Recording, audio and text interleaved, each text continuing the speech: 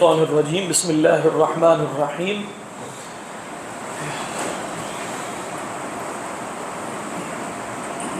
واذکر فی الکتاب ادریس انہ کان صدیقا نبیا ورفعناہ مکانا علییا صدق اللہ العظیم رب اشرح لی صدری ویسر لی امری واحلل عقدۃ من لسانی یفقہوا قولی اللہم الہمنا رشدنا واعذنا من شرور انفسنا اللهم انفعنا بما علمتنا وعلمنا ما ينفعنا وزدنا علما اللهم صل على سيدنا محمد وعلى آل سيدنا محمد وبارك وسلم آمین یا رب العالمین۔ فرمایا کہ وَاذْكُرْ فِي الْكِتَابِ ادریس، کتاب میں ادریس کا ذکر کیجیے۔ لیکن سیدنا ادریس علیہ السلام کے بارے میں یہ اتفاق ہے کہ یہ حضرت نوح اور آدم کے درمیان تھے۔ ان کا نام بائبل میں اخنوع آیا ہے، اخنوع، اور یہ ایک خاص رسول ہے، اس لیے کہ ہماری بھی اسرائیلی روایات میں صحابہ سے مروی ہیں، خود جو اولڈ ٹیسٹمنٹ کی روایات ہیں اس میں بھی ان کی طرف بہت سے علوم کی نسبت کی گئی۔ وہ علوم جو تجرباتی ہیں، آپ کہیں گے علم الحراسہ، حراسہ سے مراد ہے کھیتی باڑی، یہ علم حضرت ادریس کو دیا گیا۔ علم الکتابہ کہتے ہیں یہ علم حضرت ادریس کو دیا گیا۔ علم النجوم، ستاروں کی مطلب فارمیشن سے معاملات معلوم۔ علم الرمل ایک خاص ہے۔ علم العادات، بہت سے علوم ہیں تجرباتی، یہاں تک کہ علم الطب، یہ سارے علوم حضرت ادریس پر نازل کیے گئے۔ یہ بات ہمارے علماء کے ہاں بہت قوی ہے، اس لیے کہ وہ کیونکہ ہمارا خیال ہے نا کہ انسان ایک دم سے آیا ہے، وہ کوئی ارتقائی عمل کے نتیجے میں ایسا نہیں ہوا تھا کہ اس نے آہستہ آہستہ چیزیں سیکھی، بلکہ انسان کو سیکھا۔ اب دیکھیں علم الطب، کیا کھانا ہے کیا نہیں کھانا، کیا بونا ہے کیا نہیں بونا، کیا یہ تجربات سے اگر معلوم کیا جائے تو بہت لمبا عرصہ نہیں چلے گا، کتنی چیزوں کو مجرب کرنا پڑے گا۔ اس کے کچھ اصول اللہ کی طرف سے بذریعہ وحی دیے جانے چاہیے۔ حضرت ادریس کے بارے میں جو حضرت آدم کی ڈائریکٹ اولاد مطلب دوسری تیسری نسل میں ہے، ان کے بارے میں کہا جاتا ہے کہ یہ سارے علوم ان پر نازل کیے۔ تو جتنے تجرباتی علوم ہیں ایک خاص معنی میں جو انسان سیکھتا ہے، سیکھ کے معلوم کرتا ہے، اس کی اصل انہیں دے دی گئی تھی۔ تو لہٰذا انسان نے طبابت بھی شروع کر دی، لوگ بیمار ہونا شروع ہو گئے، اسے معلوم تھا کہ یہ جڑی بوٹی، اب یہ کیسے پتہ چلا کہ یہ جڑی بوٹی یہ والی مفید ہے، یہ وہی کے ذریعے پتہ چلا۔ تو عموماً متکلمین بھی یہ کہتے ہیں کہ یہ جو جن کو ہم جیسے ڈاکٹر رفیع الدین کے الفاظ میں ایکوائرڈ نالج ہے نا، ایک ریویلڈ نالج ہے، ایکوائرڈ نالج ہے، تو وہ بھی اصلاً جو ایکوائرڈ نالج ہے وہ بھی ریویلڈ تھی اور ریولیشن کے ذریعے دی گئی، وحی کے ذریعے دی گئی، اور ساری نسبت کن صاحب کی طرف کی جاتی ہے؟ سیدنا ادریس علیہ السلام، اخنوع ان کا نام۔ نوح علیہ السلام سے پہلے، نوح علیہ السلام کے بارے میں اگر نوح ابن فلاں ابن فلاں، چوتھی پانچویں جگہ یہ آ جاتا ہے ادریس اخنوع، حضرت نوح کے جد امجد میں سے۔ اس لیے آپ دیکھیں آگے ہم جب پڑھیں گے نا، اولئک الذین انعم اللہ من النبیین من ذریۃ آدم ومن من حملنا مع نوح، تو من ذریۃ آدم میں کون یہاں پیچھے مراد تھا؟ اصلا ادریس۔ واذکر فی الکتاب ادریس، ادریس کا کتاب میں ذکر کیجیے۔ فرمایا انہ کان صدیقا نبی، اس پر وہی بات ہے جو ہم پہلے تفصیل سے، جیسے حضرت ابراہیم علیہ السلام وہ بھی صدیق نبی تھے۔ وَرَفَعْنَاهُ مَكَانًا عَلِيًّا۔ اب یہ ہے نا، وہ جیسے آج کل بھی آپ جانتے ہیں کہ بھئی مختلف تھیریز جو ہیں نا وہ اسپیس اور اس کی اور فلانا پتہ نہیں عوالم اور پورٹلز وغیرہ، وہ بھی حضرت ادریس سے بہت جڑے ہیں، کیونکہ دیکھیں یہ اوپر چلے گئے۔ اسرائیلی روایات میں یہ بھی ہے کہ یہ چوتھے آسمان پر ان کی وفات ہوئی، یعنی ہوا یہ کہ انہوں نے ایک فرشتے سے کہا، ایک روایت یہ ہے، ایک فرشتے سے کہا کہ مجھے آسمان کی سیر کرنی ہے، تو یہ آسمان کی سیر پر روانہ ہو گئے، فرشتہ لے گیا ان کو، اب وہ ہوں گے کوئی پورٹلز ہی پتہ نہیں کیا، خیر۔ تو وہ جب آسمان کی سیر پہ چوتھے آسمان پہ پہنچے تو وہاں ملک الموت کافی پریشانی کی حالت میں پائے گئے۔ تو وہ ملک الموت پریشان اس لیے تھے کہ حضرت ادریس کی جان چوتھے آسمان پر قبض کرنے کا ان کو حکم دیا گیا، اور وہ پریشان تھے کہ حضرت ادریس زمین پر ہیں تو چوتھے آسمان پہ جان کیسے قبض ہو۔ اب دیکھا تو سامنے سے فرشتے کے ساتھ حضرت ادریس چلے آئے، اور ان کی جان میں جان آئی کہ یہ آ گئے، تو لہٰذا ان کی جان وہاں قبض کی گئی اور ان کی قبر زمین پہ نہیں پائی جاتی۔ یہ ایک روایت، یہ اسرائیلی روایت۔ اس لیے یہاں ورفعناہ مکانا علیہ میں جو مکان سے مراد فزیکل مکان ہی لے رہے ہیں، وہ کہہ رہے ہیں واقعی انہیں چوتھے آسمان پہ اٹھا لیا گیا، ٹھیک ہے۔ چوتھے آسمان پر حضرت ادریس کو اٹھا لیا گیا، ان کی قبر بھی زمین پر موجود نہیں ہے، ان کی جان بھی وہیں قبض ہوئی۔ بات اکثر علماء یہ سمجھتے ہیں کہ نہیں، ورفعناہ مکانا علیہ سے مراد مکان نہیں ہے بلکہ منزلت ہے، مرتبہ ہے، ہم نے انہیں ایک بلند مرتبہ عطا کیا تھا، مطلب ورفعناہ مکانا علیہ۔ لیکن بہرحال دونوں آراء کی گنجائش ہے، کیونکہ عربی میں مکانت بھی آتا ہے، مکان زیادہ حقیقی معنی فزیکل مکان کے لیے رکھتا ہے، اور مکانت جو ہے وہ عموماً معنوی مکان کے لیے آتی ہے۔ تو یہ کوئی خاص آدمی ہے، اس میں کوئی شک نہیں۔ ورفعناہ مکانا علیہ، سیدنا ادریس علیہ السلام۔ اس کے بعد فرمایا اولئک الذین انعم اللہ علیہم من النبیین من ذریۃ آدم۔ اولئک الذین، اولئک مبتدا اور الذین خبر، یہ ہے وہ لوگ۔ کون لوگ؟ الذین کا صلہ کیا ہے؟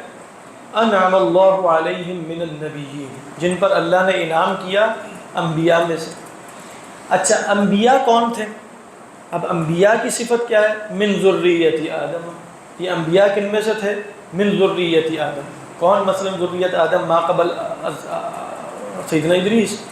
وممن، اور ان میں سے بھی حملنا مع نوح، جن کو ہم نے نوح علیہ السلام کے ساتھ اٹھایا تھا۔ بات واضح۔ حضرت ابراہیم علیہ السلام خود کس میں سے ہیں؟ وَمِمَّنْ حَمَلْنَا مَعَ، کیونکہ آگے آئے گا وَمِن ذُرِّيَّةِ ابراہیم، یہی ہے نا آگے، تو خود ابراہیم کی درجہ ہے۔ ابراہیم کا ذکر کہاں ہوا؟ وَمِمَّنْ حَمَلْنَا مَعَ نُوحٍ، کیونکہ جو بھی ہیں وہ حضرت نوح علیہ السلام کے جو ساتھ اٹھائے گئے، جس کو ہم حضرت سام کہتے ہیں، سامی، تو حضرت ابراہیم علیہ السلام سام کی اولاد میں سے۔ تو وَمِمَّنْ، اور ان میں سے، کون ان میں سے؟ من، صلہ کیا ہے؟ حملنا مع نوح، جن کو ہم نے نوح علیہ السلام کے ساتھ اٹھایا۔ کہاں اٹھایا؟ وہ معذوف ہے، فی السفینہ، کشتی میں اٹھایا۔ وجعلنا ذریتہ هم الباقین۔ ومن ذریت ابراہیم، اور ابراہیم علیہ السلام کی ذریت میں سے۔ یہ کون ہے جن کا ذکر پیچھے آیا؟ آپ کہیں موسیٰ، تو موسیٰ تو اسرائیل علیہ السلام کی ذریت میں سے بھی ہے۔ تو ذریت ابراہیم کون ہے؟ خود اسرائیل، اسحاق، خود اسماعیل، جن کا ذکر پیچھے آ چکا ہے نا۔ تو آپ دیکھیں یہاں من ذریت ابراہیم و اسرائیل، تو ابراہیم اور اسرائیل کی ذریت میں سے۔ تو اسرائیل خود کس میں سے ہے؟ ابراہیم علیہ السلام کی ذریت میں۔ ہم پیچھے ہم پڑھ چکے ہیں وَوَهَبْنَا لَهُ فَلَمَّا اعْتَزَلَهُمْ وَمَا يَعْبُدُونَ مِن دُونِ اللَّهِ وَهَبْنَا لَهُ إِسْحَاقَ وَيَعْقُوبَ۔ بہت واضح۔ تو فرمایا وَمِن ذُرِّيَّةِ إِبْرَاهِيمَ وَإِسْرَائِيلَ وَمِمَّنْ، اور فرمایا کہ جن کا ذکر ہوا ہے کیا صرف انہی کی بات ہے انبیاء کی، یا جن کو بھی اللہ نے چنا ہے سب پر اللہ کا انعام ہوا؟ کیونکہ پیچھے بات کیا تھی؟ اولئک الذین انعم اللہ علیہم، اور پھر بتایا یہ جا رہا ہے کہ یہ جن پر انعام ہوا ہے وہ کن کن لوگوں میں سے ہیں؟ من من من من، اور آخر میں تعمیم کر دی وَمِمَّنْ هَدَيْنَا وَاجْتَبَيْنَا، اور ان میں سے بھی ان لوگوں پر انعام ہوا کہ جن کو ہم نے ہدایت دی اور جن کو ہم نے چن لیا۔ اجتبینا، اجتباء جبا یجبی، کسی شے کو حاصل کرنے کے معنی میں آتا ہے۔ اصطفاء اور اجتباء میں علماء یہ فرق بیان کرتے ہیں کہ اجتباء جو ہے وہ جیسے چوز کرنا ہے، اور استفاء سلیکشن ہے، ٹھیک ہے؟ یعنی اگر آپ کے سامنے بالکل ایک جیسی چاکلیٹیں پڑی ہیں تو آپ اس میں سے استفاء نہیں کریں گے، یہ ہوگا اجتباء، سب ایک جیسے، یہ اجتباء ہو گئے۔ اگر آپ کے سامنے مختلف انواع و اقسام کی چاکلیٹس رکھ دی جائیں تو اب آپ کیا کریں گے؟ استفاء، کہ آپ دیکھیں گے ان میں سے بہتر کون سی ہے، یہ استفاء ہوگا۔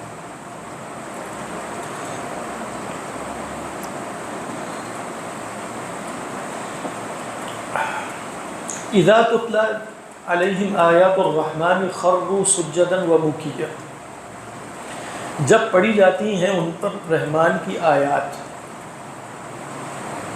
خروا، دیکھیں خر یخر، خرن آتا ہے بے اختیار گرنے کے لیے، جیسے آیا کہ فلما تجلی ربہ للجبل جعلہ دکا وخر موسیٰ صعقا۔ اسی طرح ہم سورہ اسراء میں کیا پڑھتے ہیں؟ یخرون للاذقان یبکون ویزیدہم خشوعا۔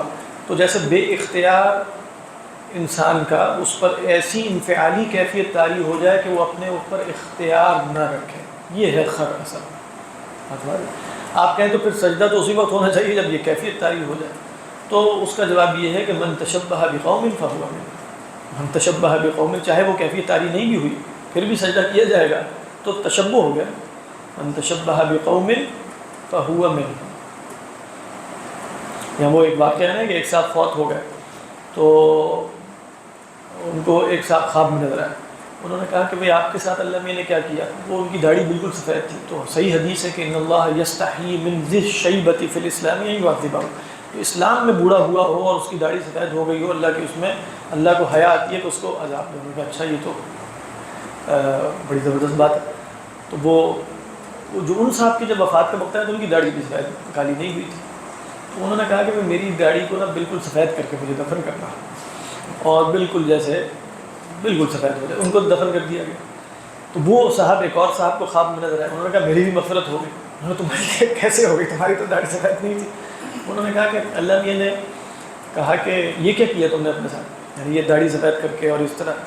تو انہوں نے کہا کہ میں اچھا ہاں وہ جو پہلی روایت تھی نا اس میں وہ صاحب فرماتے ہیں کہ اللہ میاں نے کہا کہ تم نے ایسا کیا. تو میں نے حدیث سنائی اللہ تعالیٰ کو. خواب میں انہوں نے بتایا کہ آپ کے نبی صلی اللہ علیہ وسلم نے فرمایا کہ بھئی اللہ تعالیٰ تو بوڑھے شخص کو عذاب دیتے ہیں، تو میں تو بوڑھا ہو گیا. تو اللہ نے فرمایا کہ میرے نبی نے ٹھیک کہا ہے تو تمہاری مغفرت ہوتی ہے. ان سے کہا کہ تمہیں کیا سلسلہ. انہوں نے کہا میرے پاس بھی ایک حدیث ہے. انہوں نے کہا وہ کیا ہے. انہوں نے بھی سند بیان کی اور کہا کہ آپ کے نبی صلی اللہ علیہ وسلم نے فرمایا، ہمارے نبی نے، من تشبہ بقوم فہو منہم. جو کہ جس قوم سے مشابہت اختیار کرے گا وہ انہی میں شمار ہوگا. تو میں نے ان صاحب کے ساتھ مشابہت اختیار کی، میں نے بھی اپنے آپ کو رنگ دیا. تو اللہ نے فرمایا کہ تمہاری بھی مغفرت کی جائے.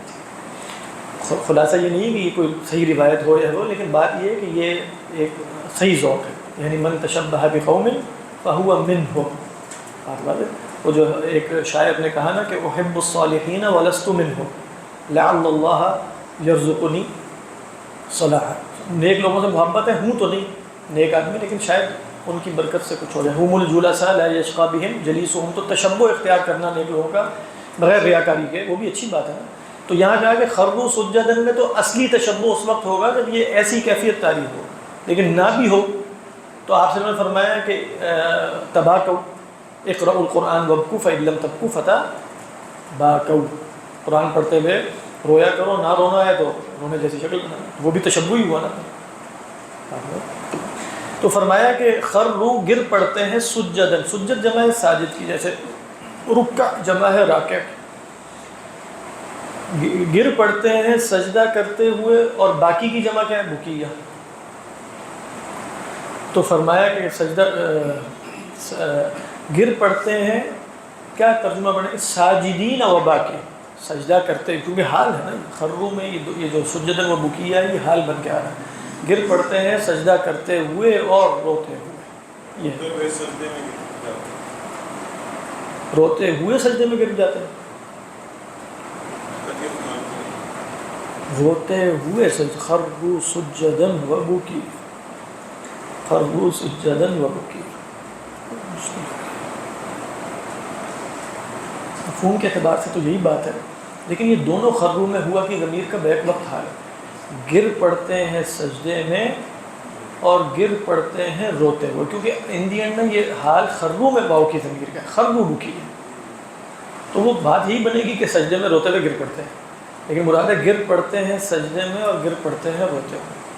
بات وہی بنے گی دی ہے، لیکن شاید بس تعبیر کا فرق ہو جائے گا. یہ بھی آیت سجدہ ہے، سجدہ فرما لیجئے گا. فخلف من بعدہم خلف.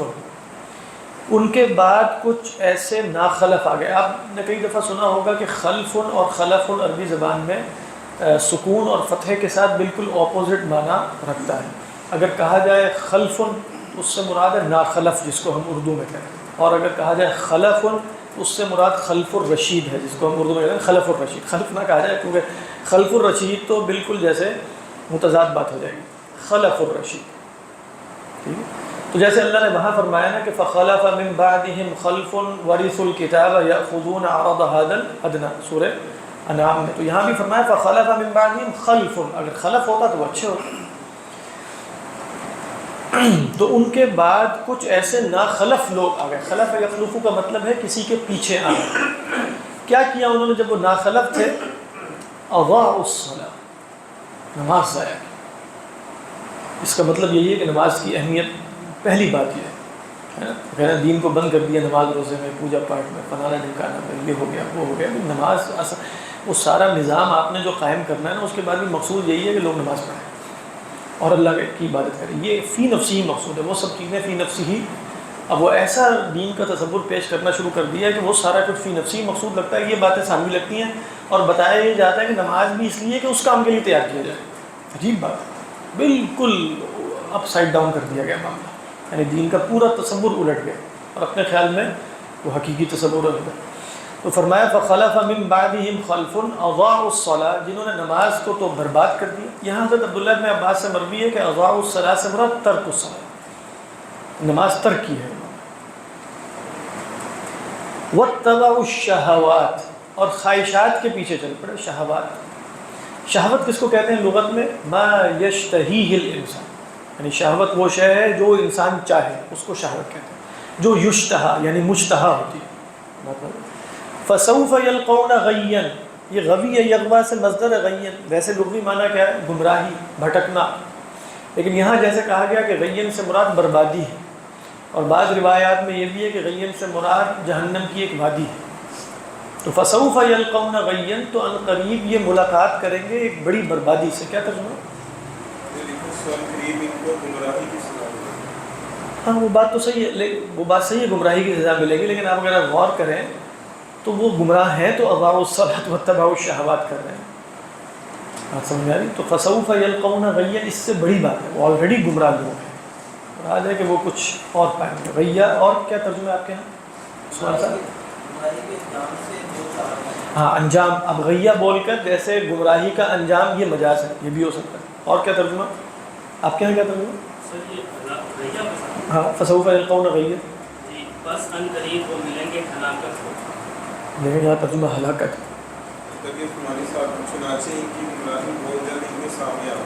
ہاں یعنی نتیجہ سامنے آ جائے، مراد ان کی بھی کیا ہے؟ نتیجے کی۔ الا من، اس میں بھی توبہ کا امکان ہے، الا من تاب وآمن وعمل صالحا، مگر جو رجوع کرے اور ایمان لے آئے اور نیک عمل کرے۔ دیکھیں یہاں ایک اشکال علماء نے پیش کیا کہ ایمان پہلے لائے گا کہ توبہ پہلے کرے گا، اور اگر وہ توبہ کر رہا ہے تو توبہ ایمان کے بعد کیسے ہوگی؟ یعنی توبہ ایمان کے بغیر کیسے ہوگی؟ تو الا من تاب، توبہ پہلے ہے، وآمن، اور ایمان بعد میں ہے۔ ایک سمپل سا جواب اس کا یہ دیا جاتا ہے علماء کی طرف سے کہ واو مطلق جمع کے لیے ہوتا ہے، اس میں ترتیب ہونا ضروری نہیں، الا من تاب۔ اور بعض علماء نے جواب یہ دیا کہ توبہ سے مراد اصطلاحی توبہ نہیں ہے، وہ آگے ہے، وہ آمن وعمل صالحا۔ توبہ سے مراد ہے جاگ، جس کو جیسے توبہ کی جو منازل بیان کی جاتی ہیں اس میں سب سے پہلی منزل کہتے ہیں یقظہ، انسان کو جیسے ایک شعور اور جاگ سی آئے کہ میں غلط ہوں، مجھے بدلنا چاہیے، بس یہ کافی ہے، یہ توبہ کی ابتدا ہے۔ اس کے بعد جب اس کے اندر جاگ آئے گی تو وہ ایمان لائے گا اور نیک عمل کرے گا، تو وہ اس کے بعد کے مراحل۔ تو الا من تاب میں جیسے وہ سو رہا ہے خواب غفلت میں تو اچانک جاگنے کی کیفیت ہے، اور پھر جاگنے کے بعد وہ دیکھے گا نا رستہ کہاں چلنا ہے، تو وہ رستہ کیا ہے؟ آمن وعمل صالحا فاولئک یدخلون الجنة ولا یظلمون شیئا۔ ترجمہ واضح ہے؟ جنات عدن، یہ جو الجنہ آیا تھا پیچھے اس کا بدل ہے، یعنی وہ داخل ہوں گے جنت میں اور ان پر ظلم نہیں کیا جائے گا، اور وہ جنت کیا ہے؟ جنات عدن۔ دونوں کی حالت ایک ہی ہے اعرابی؟ ایک ہی۔ جنات عدن التي وعد الرحمن عباده بالغیب۔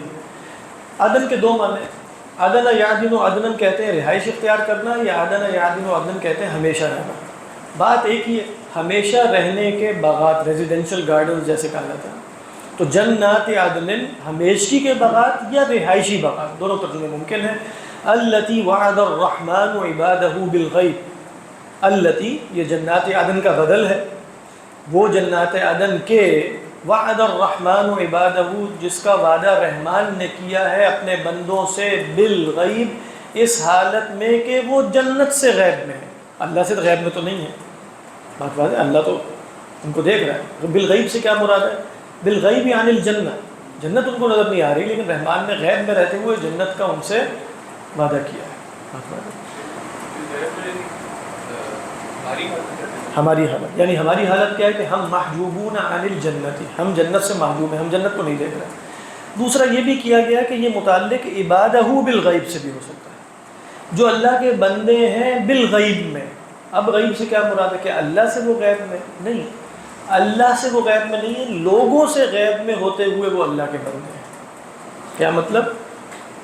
یعنی فی الخلوت، یعنی جو لوگ حقیقتاً خلوت میں اللہ کے بندے ہیں، یہی حقیقی دینداری۔ انڈیا جو ہم کہتے ہیں حقیقی دینداری وہ کیا؟ وہ یہی ہوتی ہے عباد کیا ہے؟ التی وعد الرحمن عبادہ فی الجلوۃ او فی الخلوۃ بالغیب، فی الخلوۃ۔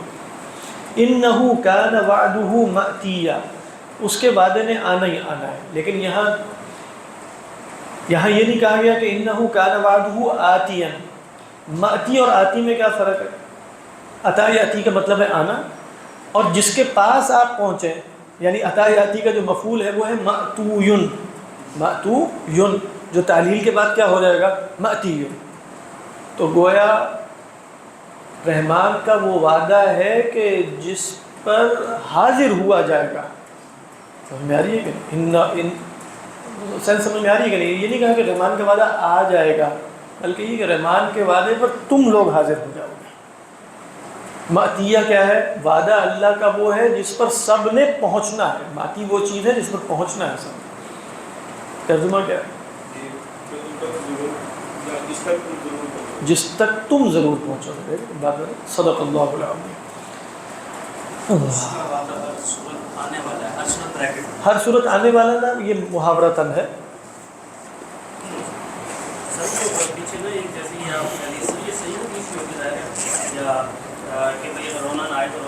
ہاں یہ تو صحیح ہے، اقرأوا القرآن۔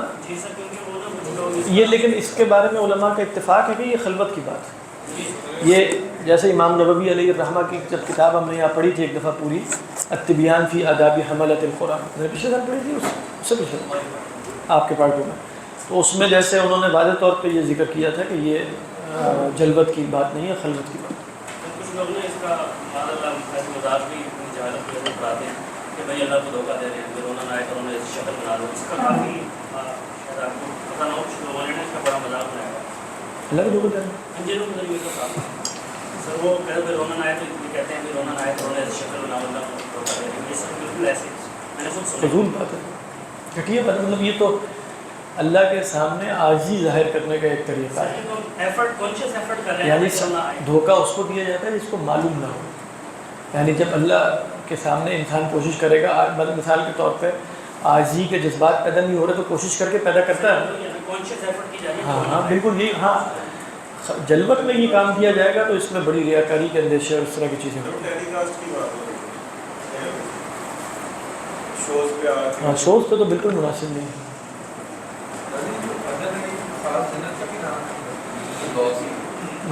تو فردوس تو ہے کہا گیا کہ روایت میں، لیکن جنت عدن جنت ہے، ہمیشہ کی جنت، ساری جنت ہے۔ تابہ کا مطلب تو رجوع کرنا ہے، یعنی لغت میں اگر آپ مطلب فزیکل معنی ہی ہے اس کا، چلتے چلتے واپس پلٹ آئیں، یو ٹرن لے لیں تو وہ توبہ ہے۔